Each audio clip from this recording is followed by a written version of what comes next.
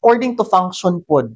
Like, Yes. sa function. So, una is according to the growth habit of our softscapes. Kadua naman is the types according to function. So, una ni ana mga ground covers. So, mainly planted to prevent soil erosion. So, di man dyan na makalikayan ang soil erosion and degradation sa ato ang soil by providing protection sa ato sa sun, wind, and the rain sa mga open space sa ato ang garden.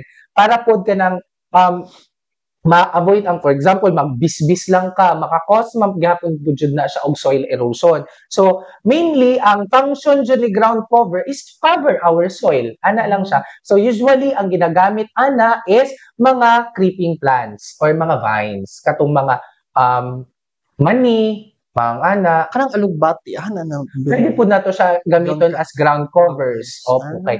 Depende po siya if ever ipatrellis nato ang alugbati. Mga ana, Sir Celso. Daghan kayo, no? Pero tama ba ko, Engineer dyan? Pwede ang alugbati sa edible landscape? As long as edible siya. Okay. Nagasawan mga alugbati. Siyempre naman. Lami kayo alugbati, no? And, siyempre, imuhang mga fans ng pod Engineer dyan, no? Kadaghan kayo mga fans. Shout out daw kang Glyza Lantaka. Engineer po na siya, Sir Celso. Engineer Glyza Lantaka. Oo. Sa LGU po di siya?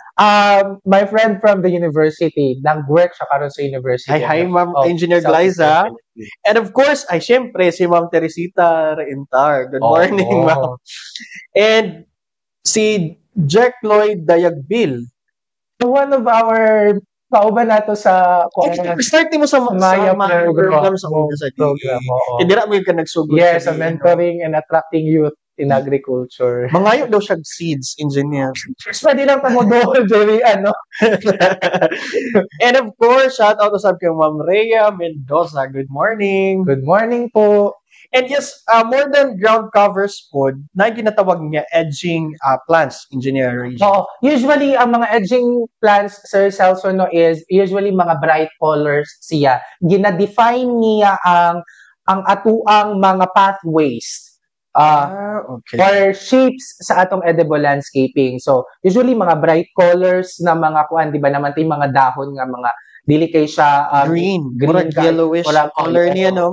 Yellow green mga ana. So usually kana atong ginagamit as edging plants or mga naman tay color mga violet mga ana. Usually kana atong kuan to define the pathways of our edible landscaping. Di man pud pwede nga wala tay pathways, no? Kay for the maintenance ato ang edible landscape, we should provide ways for our tig-maintain sa katuang mga edible landscapes. Oo. So, bali mo na siya ganang, for example, ang forma, para ma-define na square niya siya. Kaya kung green na tanan, murag sagbutan naman siguro na. So, murag na it's boring. Ay, boring. Your edible landscape is boring if ever one color ka lang. So, it should be variety of color, but not into daghan kay nga color. We will discuss it eventually. Sige. And of course, the specimen plant. So, ang specimen plant, Sir Celso, as you can see in the picture, it is from the University of the Philippines, Los Baños. So, nakita na ko ni siya, Sir Celso, no, sa kuan na jud, abi na kung sa libro lang jud ako siya makitaan. Pero nakita na ako siya last February katong nangadto mi sa UPLB. Nakaingon jud kog ninduta sa ilang edible landscape, no. Naa siya sa tunga sa edible landscape. Ang specimen plant ni Ana is ang bougainvillea. So mao na siya. It provides aesthetic value kay unusual ang iyang pagtubo. Kato daw siya, Sir Celso, ang bougainvillea daw is around 30 years na daw to siya dito.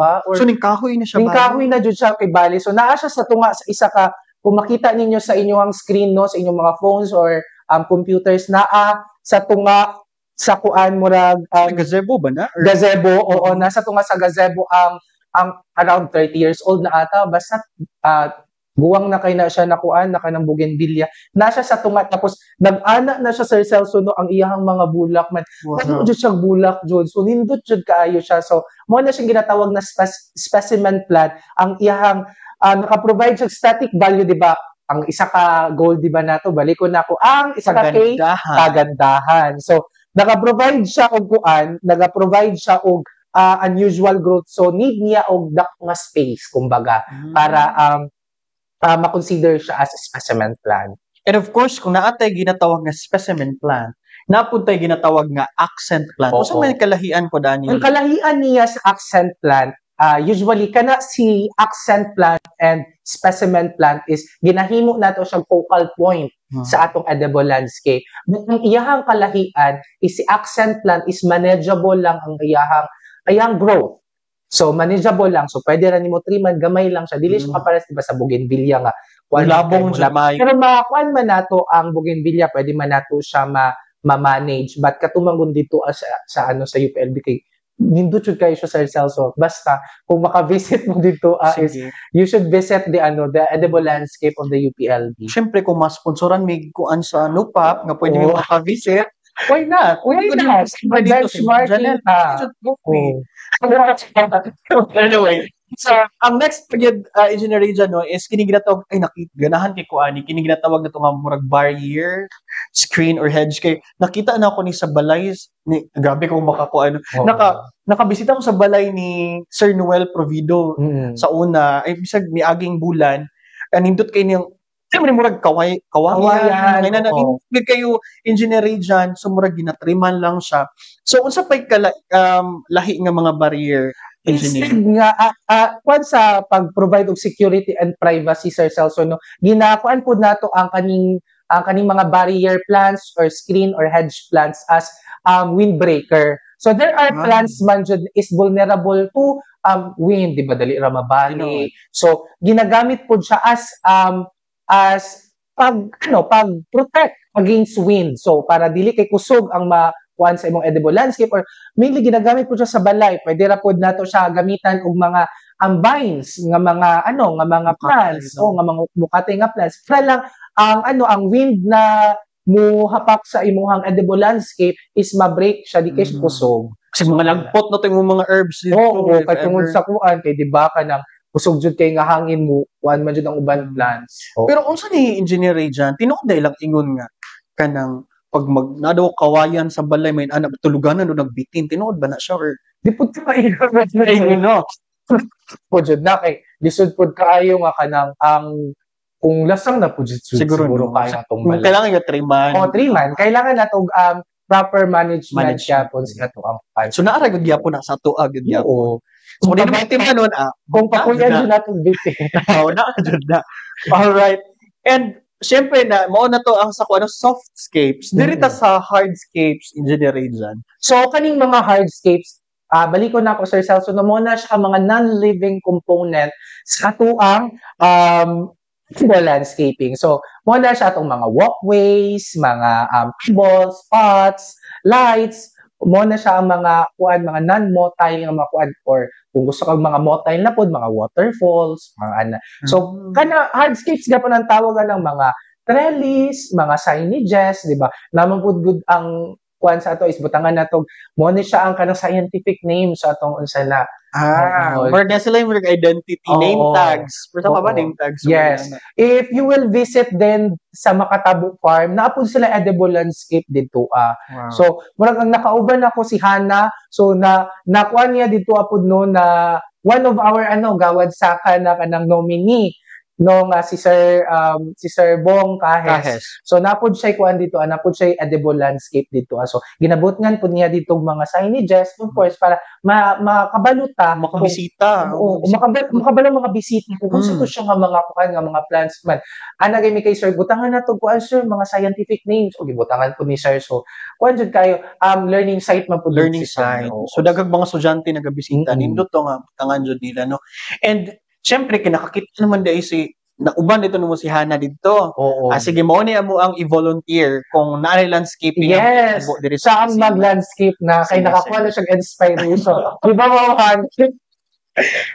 And of course, makita niyo sa screen karon mga ka-agri, kining ginatawag na to nga edible landscaping triangle. Unsa ba ni engineer? So, dirian na ta sa kuan Sir Celso na murag kuan na ta dito na ta sa murag pag-unsa nato siya mugnaon ang usa ka edible landscape. So una ni ana mag-start jud ta sa atong triangle, mag-start ta sa Sir Celso of course sa design. So we should consider all the necessary requirements sa So pag-implement pa lang sa ato ang i-consider na nato siya sa design, sa iyang maintenance, i-consider na jud nato siya para nindot ang implementation sa ato ang edible landscape. Dili man gud pwede nga sugod jud ta sa implementation, diha na ta mo design. Dapat isulat sa nato siya sa papel.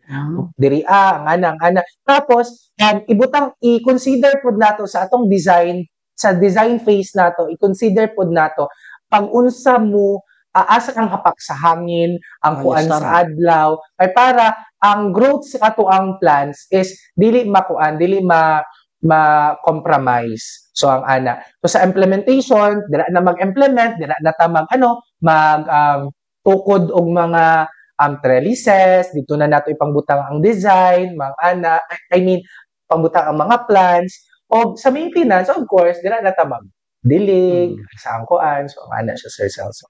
And talking about the design, unsay mga kalabanan nga mga elements ana? So, una ni ana sa design phase, naatay mga forms, color, line, and texture. So, natay upat ka elements sa design. So, makita ninyo sa inyong mga screen, natay form, line, color, and texture. Sa form, Sir Celso, sa pinaka elements of the design, nakatay tulo ka forms na ginatawag. So, una ni ana is ang upright or patayo, spreading or pakatag or pakalat, and the rounded or pabilog. So, we should know also the form of our softscapes. Kumbaga, so dapat makabaluta nga if upright ba. So unsa man ang mga upright nga mga tanom?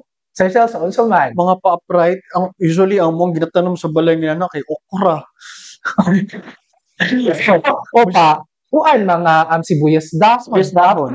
So spreading, unsa man ang mga spreading? Like mga lettuce, mga papatag siya. Alugbati. Ganahan na gid ka. Alugbati. Unsa pa man kanang chai. So ma-consider pud siya as spreading. And also kung rounded siya atong mga repolyo, mga cauliflower, mo na siya nga ang mga rounded. So mo na siya ang mga forms sa ato ang sa elements of the design. Ikaduha ni ana, Sir Celso, ang line. So it's either line nato siya straight or diretso or kurba. So kung straight lang, murag nag-create lang siya og kanang formal na pud kaayo kung straight lang ato ang kuan. Man ang curve man gud or kurba, murag na siya kanang wavy, murag na siya life gani siya. So usually ang makita jud nato usually sa mga na-visit na ako nga mga edible landscape is kurba jud ang ilakay murag nag-story to tell ang ato ang mga edible landscape. So ana siya, Sir Celso. And of course, ang color na nahisgutan na nimo ganina. Oo, we should also consider the colors, elements of the design. So for example, natay green. So mo na siya ang mga cool colors nato. And also, ang mga warm colors nato is katong mga reds, i-consider po nato na siya. Kay if ever naman magpatubo na ta during the design phase, we should consider it. Kaya para, for example, kanina imong lettuce is color green. So, dapat din nato siya ibutang. So, puntay lettuce na color maroon, katong isa nato ka lettuce. Ibutang din gihapon nato siya sa green, isagol din nato siya lain kayo, it will create a chop suey effect, kumbaga. Kana ganing saksi na. Wow, that chop suey effect. Chop suey effect. So, of course, naputay laing color na mga variegated. So, mga iska plant na naasay daghan-daghan ng mga colors, more than one nga color. So, mo na siya, Sir Celso. And of course, ang texture. So, sa texture, Sir Celso, ang definition nila diri sa texture is, if ever nga pino ang iyang dahon, mo na siya ang smooth. If ever naman na rough siya, mo na siya katong mga dagko gani, Sir Celso, mga pakatag nga mga kuan, mo na siya consider as rough. So, mo na siya asa mo na nabilong? Mo na siya sa smooth, kay pino man siya. So, if ever naman rough, mo na siya itong mga pechay, mga lettuce, mo na siya. Kaya usually, di ba, if ever, ianan ni mga sa kadahon, smooth man jud usually. Yes. So, ang iyang definition sa edible landscape is, ang smooth is pino, ang rough is katong mga pakatag or mo itong mga gaspang. And what we need to consider when it comes to the design sa engineer region? Ano sa mga principles ano? So na ating mga 5 ka principles sa design sa sa edible landscape, Sir Celso, no, na atay balance, scale and proportion, harmony, contrast ug emphasis. So sa balance, Sir Celso, no, natin ginatawag na mga formal or symmetrical. Sa inyo makita sa inyong screen, it is in the University of the Philippines, sa Los Baños. So kung sa inyo makita sa right, mo pud inyo makita sa left. So it is symmetrical. So mo nang formal pud siya kay kung sa makita sa right, mo pud makita sa left. So naputay ginatawag na radial or ang iyahang kuan is pakatag siya from inner to outer. So nga na siya, Sir Celso. Mo na ni kining na makita to sa screen karon, mauna ni katong mogingon nga bougainvillea sa ano. Oo, mo na siya ang edible landscape sa sa EL sa University of the Philippines. Wow. Oo. Hinduta jud ay. So naapod ginatawag na informal or asymmetrical. Ang iyahang nasa right is not the same with nasa left. So ang ana siya. Lahi po siyang with response atong focal points, Sir Celso, hakay nang projud tay ka ng focal points atong kuan sa tunga-tunga. So lahi siya sa pikas, lahi po siya sa pikas. All right. And contrast? So contrast, Sir Celso, is the degree of difference in the treatment of the different elements, diba? Kaganiha is nagtackle ta about the elements, diba?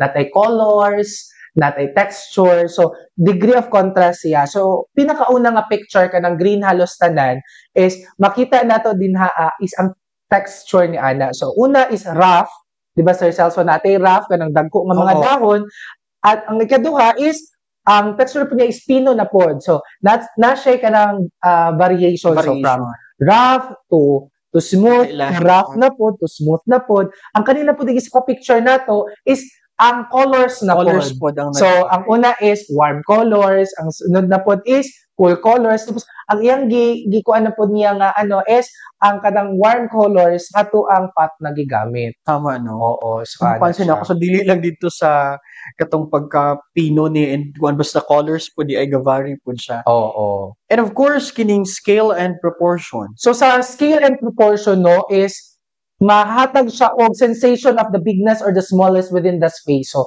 usually ang scale and proportion, for example, kung gamay niya siya nga mga trellis, ang sunod na po is padako mo na siya ang ginatawag na scale and proportion sa edible landscape. So Sir Celso.